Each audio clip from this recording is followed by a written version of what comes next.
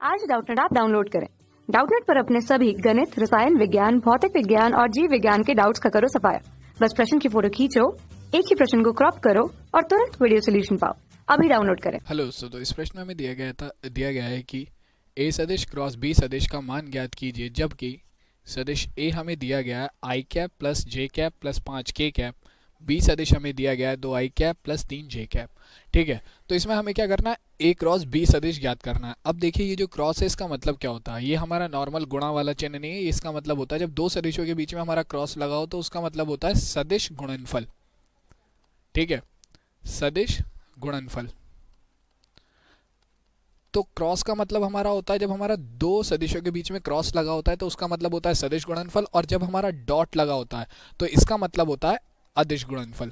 ठीक है, जिसे हम कहते हैं सदिश गुणनफल को हम इंग्लिश में कहते हैं क्रॉस प्रोडक्ट, और इसे हम कहते हैं डॉट प्रोडक्ट यानी कि अदिश गुणनफल।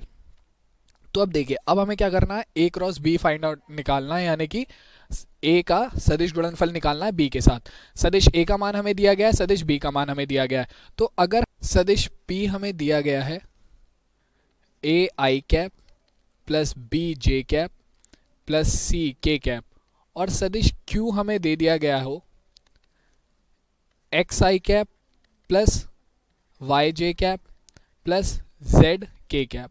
ठीक है, तो इस स्थिति में अगर हमें P क्रॉस Q निकालना हो तो P क्रॉस Q हम कैसे निकालते हैं, तो देखिए इसे हम जब भी हम सदिश गुणनफल निकालते हैं तो सदिश गुणनफल निकालते हैं हम सारणिक रूप में बना के। ठीक है, जैसे हम समीकरण को सारणिक रूप में बदलते हैं ऐसे ही हम इन सदिशों को सारणिक रूप में बदलेंगे। तो इसके लिए इसकी हमारी सबसे पहली पंक्ति जो बनेगी वो कौन सी बनेगी, सबसे पहली पंक्ति हमारी बनती है आई कैप जे कैप और के कैप की। ठीक है, और इसके बाद हमारी जो पंक्तियां बनेंगी, तो पहली पंक्ति जो हमारी बनेगी, यानी कि इसमें मैं बात करूं सारणिक में, तो दूसरी पंक्ति वो बनेगी हमारी P के जो I का गुणज है, J का गुणज है और C K का गुणज है। तो देखिए I का गुणज यहाँ पर क्या है, A है, तो I का गुणज I के नीचे आएगा, J का गुणज J के नीचे आएगा और K का गुणज K के नीचे आएगा।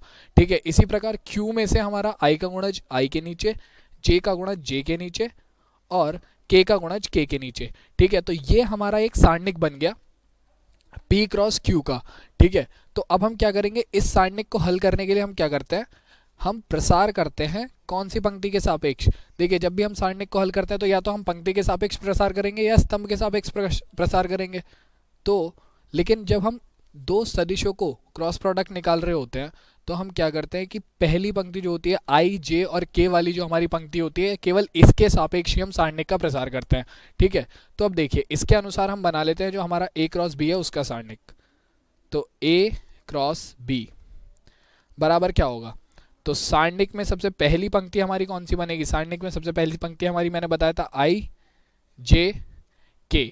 अब दूसरी पंक्ति हमारी कौन सी बनेगी, दूसरी पंक्ति बनेगी सारणिक ए में आई का गुणांक, जे का गुणांक और के का गुणांक उनके नीचे नीचे। तो आई का गुणांक है 1, जे का गुणांक है 1 और के का गुणांक है 5। तो आई के नीचे आई का गुणांक, जे के नीचे जे का गुणांक और के नीचे के का गुणांक।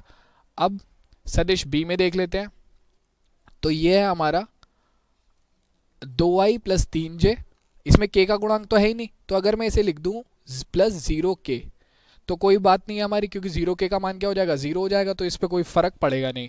ठीक है, तो यहाँ से हमारे पास i का गुणांक क्या आ गया 2, j का गुणांक आ गया 3 और k का गुणांक आ गया 0। तो ये सारणिक बन गया हमारा a क्रॉस b का।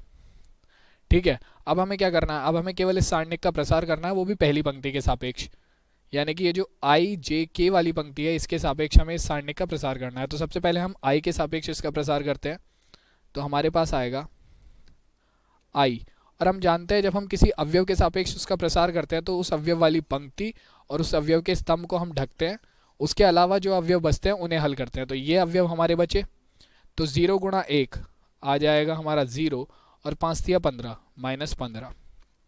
ठीक है, अब हम जानते हैं कि ये वाला चिन्ह प्लस होता है, ये माइनस और ये प्लस होता है, तो यहाँ से आ जाएगा माइनस जे।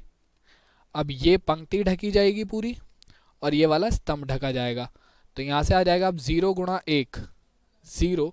ठीक है, और 5 दूनी 10, तो माइनस के 10। ठीक है, अब देखिए के वाले स्तंभ के लिए बात करें तो के सापेक्ष प्रसार होगा, तो के आएगा और ये पंक्ति ढकी जाएगी, सॉरी ये स्तंभ ढका जाएगा और ये वाली पंक्ति ढकी जाएगी पूरी। तो यहाँ से आएगा 3 एकम 3 माइनस 3 2 एकम 2। ठीक है, तो अब इसे सरल कर लेते हैं। तो यहाँ से हमारा मान आ जाएगा माइनस के 15 आई कैप, ये हो जाएगा माइनस माइनस प्लस 10 जे कैप, और इसका मान आ जाएगा हमारा 3 में से 2 जाएंगे बचेगा 1, तो ये आ जाएगा प्लस के कैप। तो ये मान आ गया हमारा किसका, ए सदिश क्रॉस बी सदिश का, यानी कि हमारे जो दिए गए सदिश थे उनका सदिश गुणनफल क्या आ गया, 15 आई कैप प्लस 10 जे कैप प्लस के कैप, और यही हमारे प्रश्न का क्या हो जाएगा, उत्तर। धन्यवाद। कक्षा 6वीं से 12वीं से लेकर नीट, IIT, JEE वो एडवांस के लेवल तक 1 करोड़ से ज्यादा छात्रों का भरोसा। आज ही डाउनलोड करें डाउटनेट ऐप या व्हाट्सएप करें अपने सारे डाउट्स 8400 400 400 पर।